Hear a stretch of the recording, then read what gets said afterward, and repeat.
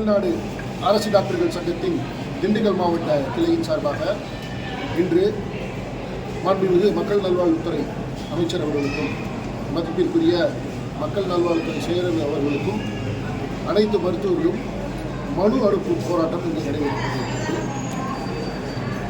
அதாவது இப்பொழுது நடைபெறவிருக்கும் கலந்தாய்விலே ஒரு வருடம் கம்மியாக உள்ள, உதாரணத்துக்கு சொல்லணும்னா ஒரு வருஷத்துக்கு கம்மியாக ஸ்டேஷன் சீனியாரிட்டி உள்ளவங்களை இந்த கலந்தாய்வில் கலந்துக்க அனுமதிக்கலை.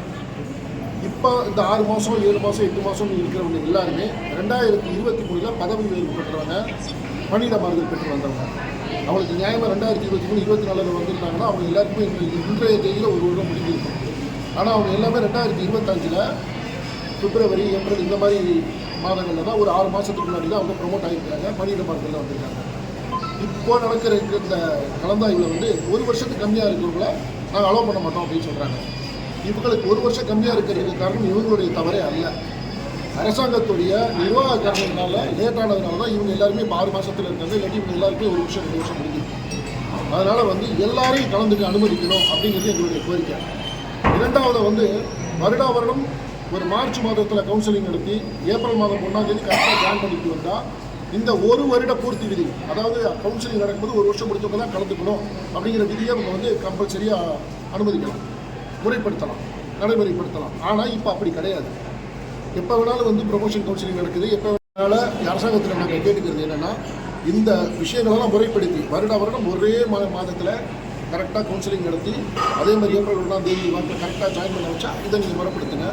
அதுவரையிலும் இதை வந்து நீங்கள் ஃபாலோ பண்ணக்கூடாது, எல்லாரையும் கலந்துக்க அனுமதிக்கணும் அப்படிங்கிறதுக்கு தமிழ்நாடு அரசு டாக்டர் சங்கத்தின் சார்பாக இந்த குளறுபடிகள் வந்து அடுத்து களையப்படலைன்னா அடுத்த கட்டமாக உங்களுடைய இது எப்படின்னா இதையும் மீறி கலந்தாய்வுகள் நடத்தா நம்மளுடைய மாநில செயற்குழு கூடி முடிவெடுத்து மாநிலம் தழுவிய போராட்டம் நடத்துவதற்கு முடிவு செய்யணும். இப்போ டீன்கிட்ட பேசுகிறீங்களே சார், என்ன சொன்னாங்க அவங்க?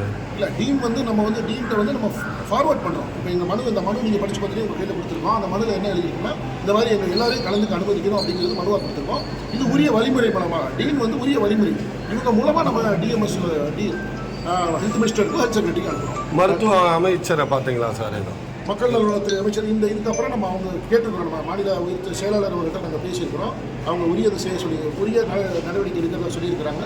பட் நம்ம அந்த நம்மளுடைய போராட்ட வழிமுறைகள் தான் இது ஒன்று, நம்ம மனு அனுப்புறது. அதுக்கப்புறம் நம்ம பார்க்கலாம். மக்கள் நல்வாழ்வுத்துறையில் இருக்கக்கூடிய இந்த அதிகாரிகளுடைய இந்த இதனால் வந்து இப்போ பாதிக்கப்படக்கூடிய என்ன மாதிரி இல்லை, இந்த மாதிரி நிர்வாக காரணங்களால் டிலே ஆகி பல்வேறு ரீசன் இருக்குது. உதாரணத்துக்கு வந்து சில வழக்குகள் கூட இருக்கும். இப்போ மருத்துவர்களே வந்து இந்த பதவி உயர்வு, பணியிட மாறுதல் சில வழக்குகள், இது நிறைய காரணங்கள் சொன்னாலும் ஆக்சுவலாக பார்த்தீங்கன்னா இந்த அலுவலர்கள், அதாவது நம்ம ஆஃபீஸ் லெவலில் வந்து சில லேட் இருக்குது, மெத்தனம் இருக்குது, அதுதான் காரணம். அதனால் வந்து இந்த இடத்துல வந்து இந்த 1 வருஷத்துக்கு வந்து இந்த விதியை வந்து ஃபாலோ பண்ணக்கூடாது, எல்லாரையும் அலோவ் பண்ணணும் அப்படிங்கிறது எங்களுக்கு நடைமுறை. ஏன்னா எல்லா இடத்துலையுமே இந்த 1 வருஷம் விதியை யாரும் ஸ்ட்ரிக்டாக ஃபாலோ பண்ணுறது கடந்து இந்த விதி வந்து கிட்டத்தட்ட 15-20 வருஷம் ஆகுது. ஆனால் இதுவரை யாரும் கரெக்டாக ஃபாலோ பண்ணலை. ஏன்னு சொன்னால் நிறைய பேர் வந்து இதனால் பாதிக்கப்படுவாங்க. இந்த முறை மட்டும் ஒரு ஜிஓவே போட்டாங்க, ஒரு லெட்டர் அனுப்பிச்சிருக்காங்க, ஒரு சுற்றறிக்கை, சர்க்குலர், ஜிஓ கிடையாது, சர்க்குலர் அனுப்பிச்சிருக்காங்க. இந்த சர்க்குலரில் வந்து இந்த 1 வருஷம் விதியை கண்டிப்பாக ஃபாலோ பண்ணுங்கன்னு போட்டிருக்காங்க. அது வந்ததுனால தான் இப்போ இந்த நம்ம வந்து இந்த மனு அனுப்பு போராட்டம். இந்த 1 வருடம் தமிழ்நாடு பூரா நிறைய, அதாவது குறைந்தபட்சம் ஒரு 300 400 பேர் பாதிக்கப்படுவாங்க. இதில் என்னென்னா, இப்போ உதாரணத்துக்கு ஒருத்தர் வந்து திண்டுக்கல் மருத்துவக் கல்லூரியில் 6 மாதத்துக்கு முன்னாடி ப்ரொமோஷனில் வந்திருக்காருன்னு வச்சுக்கோங்க. அவர் இந்த கவுன்சிலிங்கில் கலந்துக்க முடியாது, ட்ரான்ஸ்ஃபர் கவுன்சிலிங். ஆனால் இவரை விட ஜூனியராக இப்போ ப்ரொமோட் ஆகிற ஒருத்தர் வந்து ஒரு நல்ல இடத்தை எடுத்துருவார். இவர் உதாரணத்துக்கு திண்டுக்கல் வந்து மதுரை போல நினச்சிக்கிட்டு இருப்பார். ஆனால் இவரால் போக முடியாது. இவரோட ஜூனியர் போய் மதுரையில் உட்காந்துருவார். இவர் காலகாலத்துக்கு மதுரைக்கே போக முடியாத சுச்சுவேஷன். அதனால் சீனியர்களுக்கு வந்து இதனால் பாதிப்பு ஏற்படுங்கிறது தான் எங்களுக்கு கோரிக்கை. இது நியாயமான கோரிக்கை. அரசாங்கத்துக்கு இதனால் பெரிய இழப்பு கிடையாது. இது வந்து பொருளாதார ரீதியான இழப்பு ஒன்றும் கிடையாது. இது வேறு கொள்கை ரீதியான முடிவு தான். இந்த கொள்கை ரீதியான முடிவு அரசாங்கம் இவ்வளவு பிடிவாதமாக இருக்கணுன்ற அவசியம். பேர் பொறுப்பு